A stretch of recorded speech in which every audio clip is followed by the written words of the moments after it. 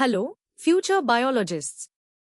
Welcome to an exciting journey into the world of biological classification. Today, we are diving into the Five Kingdom Classification chapter, specifically focusing on the Three Kingdom Classification system. We'll explore how scientists began to sort the incredible diversity of life on Earth, moving beyond just plants and animals. Get ready for a fascinating exploration, from the basics to the most advanced concepts, as we uncover the story behind how life got organized. Let's start simple. Ever wondered why we need to group living things? It makes understanding them so much easier. Imagine a library without any organization. It would be impossible to find a book. Similarly, with millions of different species on Earth, biologists need a system to organize and study them. This is where classification comes in. It's the process of grouping organisms based on their shared characteristics. Early on, scientists like Carolus Linnaeus started with a very basic system, dividing all life into just two main groups, the plant kingdom and the animal kingdom. This was a good start, but as we discovered more and more tiny, unique organisms, it became clear that two categories weren't enough to capture all of life's amazing diversity. This need for a better system led to a significant change. In 1866, a brilliant scientist named Ernst Haeckel proposed something new, the Three Kingdom Classification. His big idea was to add a third kingdom called Protista. This new kingdom was designed for all those single-celled organisms that didn't quite fit into either the plant or animal categories. Think of creatures like amoeba or paramecium. They move around like animals but are single-celled, making them tricky to place. So, Haeckel's three kingdoms became Plantae, Animalia, and the newly added Protista. This was a huge step forward in recognizing the vast world of microscopic life. Time to check your understanding.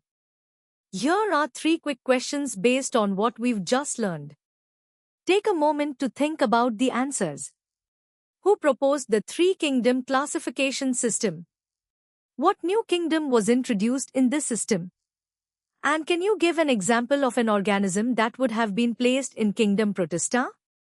Good luck! Ready to dig a little deeper? Let's explore the motivations and details behind this three-kingdom system. The initial two-kingdom system, proposed by Linnaeus, was straightforward but faced growing limitations. As microscopes improved, scientists discovered a whole new world of tiny organisms, bacteria, protozoa, and fungi. These creatures often possessed characteristics that blurred the lines between plants and animals. For instance, fungi have cell walls like plants, but they can't make their own food. Instead, they absorb nutrients, much like animals. This, in between, nature made them difficult to classify, clearly signaling that a more sophisticated system was urgently needed to accommodate life's true diversity. Responding to this challenge, German biologist Ernst Haeckel introduced his three-kingdom classification in 1866. His key innovation was the creation of Kingdom Protista. Haeckel defined Protista as a group for mostly unicellular eukaryotic organisms, or simple colonial forms, that lacked the complex tissue organization found in true plants and animals. This new kingdom provided a much-needed home for a wide array of microorganisms, including protozoa like amoeba and paramecium, as well as many types of algae. It was a significant attempt to bring order to the bewildering world of microscopic life. So, in Haeckel's system, the three kingdoms were clearly defined. Kingdom Plantae included multicellular, photosynthetic organisms with cell walls, like trees and ferns. Kingdom Animalia comprised multicellular, heterotrophic organisms without cell walls, typically capable of movement, such as insects and mammals. And finally, Kingdom Protista encompassed the diverse group of primarily unicellular eukaryotes, with varied modes of nutrition and locomotion. While this system was a major improvement, it still faced challenges as it grouped together organisms with significant differences, paving the way for further refinements in classification. Now, let's test your grasp of the medium-level concepts. Think about these 5 questions. Why was the two-kingdom system insufficient? Who proposed the three-kingdom classification and when? What were the 3 kingdoms and their characteristics? Can you name 2 organisms in Protista? And what was a major limitation of this system? Pause and ponder your answers. Let's step up our game. Prepare for a more analytical look at the 3 kingdom system, connecting it to deeper biological concepts. Haeckel's classification was not just about grouping, it was deeply influenced by Charles Darwin's theory of evolution, published just a few years earlier. Haeckel, a fervent Darwinian, aimed to reflect evolutionary relationships in his system. He saw Protista as a basal or primitive group, representing the earliest forms of life from which more complex plants and animals might have evolved. This marked a shift from purely descriptive classification to one attempting to map phylogenetic history. The system detailed distinct characteristics: Plantae with multicellularity and autotrophy, Animalia with multicellularity and heterotrophy, and Protista as a diverse collection, primarily unicellular, with varied nutrition and locomotion. To fully understand the distinctions, let's compare the kingdoms more closely. Plantae were characterized by eukaryotic, multicellular cells with cellulose cell walls, performing photosynthesis, and being non-motile. Animalia, also eukaryotic and multicellular, lacked cell walls, were heterotrophic by ingestion, and typically motile. Protista, however, was a melting pot. While mostly eukaryotic, it included unicellular or simple colonial forms with diverse nutrition, some autotrophic like algae, others heterotrophic like protozoa, and even some mixotrophic. Their cell walls varied, and locomotion methods were wide-ranging, from cilia to flagella or pseudopodia. Crucially, Haeckel also initially included prokaryotic bacteria here, which would later prove to be a major point of contention. The most significant theoretical flaw in Haeckel's system was its inability to distinguish between prokaryotic and eukaryotic organisms. At the time, the fundamental differences in cellular structure, the absence or presence of a true nucleus and membrane-bound organelles, were not fully understood or utilized as primary classification criteria. Placing bacteria, which are prokaryotes, alongside protozoa, which are eukaryotes, grouped together organisms with vastly different evolutionary histories and cellular complexities. This glaring issue eventually prompted Edward Chutton to formally define prokaryotes and eukaryotes in 1937, laying the essential groundwork for Herbert Copeland's subsequent four-kingdom system, which separated prokaryotes into their own kingdom, Monera. It's time for some challenging questions. How did evolutionary thought influence Haeckel's work? Can you compare the 3 kingdoms' characteristics in detail? Why was including bacteria in Protista problematic? What crucial cellular characteristic did Chutton identify? Differentiate locomotion in animals versus protists. Name 2 primitive organisms in Protista. And finally, outline the steps from 3 to 4 kingdoms. Take your time to formulate comprehensive answers. All right, masterminds, prepare for the deepest dive.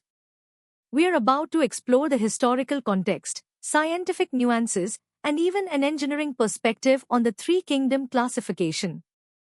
This is for those who truly want to understand the why and how at a competitive level. The journey to the 3-kingdom system began with a classification crisis. Early systems, like Aristotle's or Linnaeus's, relied on macroscopic observations. But the invention of the microscope by Hooke and Leeuwenhoek in the 17th century unveiled a hidden universe of animalcules, protozoa, bacteria, and simple algae. These microscopic entities often exhibited features that blurred the rigid lines of the existing two-kingdom system.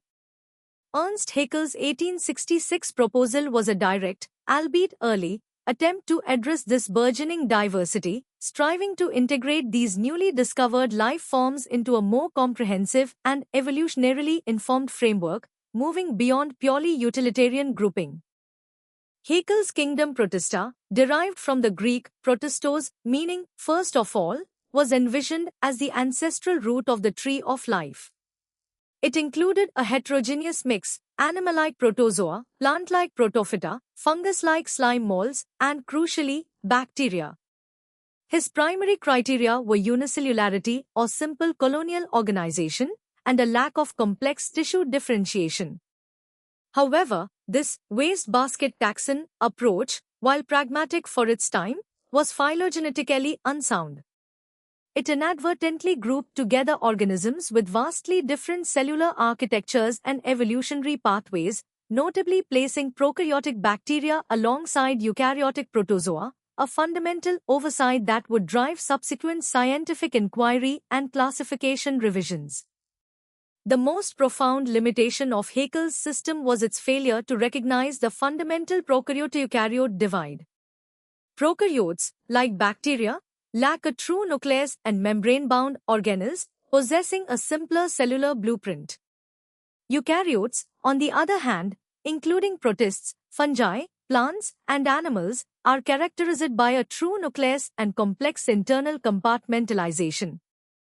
This distinction, formally articulated by Edward Chutton in 1937 and later solidified by electron microscopy and molecular biology, represents the single most significant evolutionary divergence in all life. Its omission meant Haeckel's Protista was both paraphyletic and polyphyletic, necessitating a complete overhaul based on this newfound understanding of cellular complexity and evolutionary history. This critical understanding led to an iterative refinement of classification. Herbert Copeland, in 1938, established a four-kingdom system by elevating prokaryotes to their own kingdom Monera, marking the first classification based on the prokaryote-eukaryote distinction.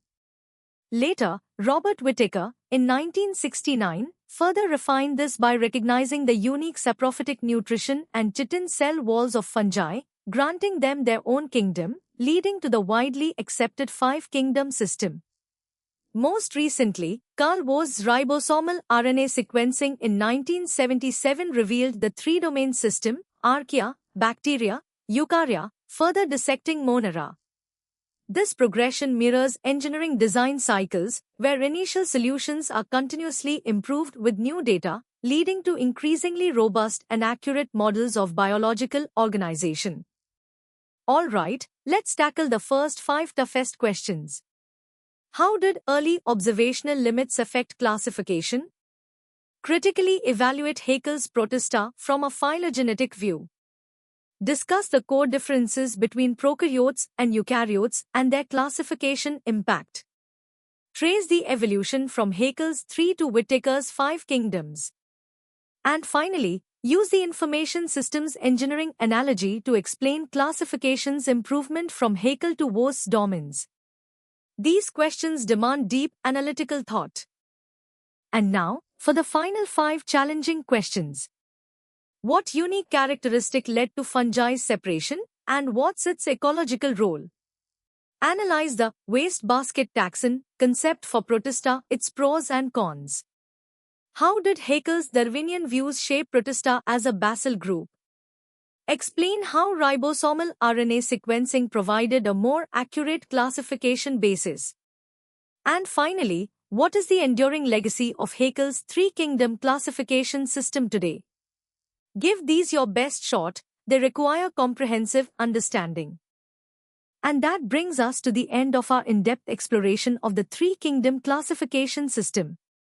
We've journeyed from its simple beginnings to its complex implications, understanding how scientific knowledge evolves and refines our understanding of life.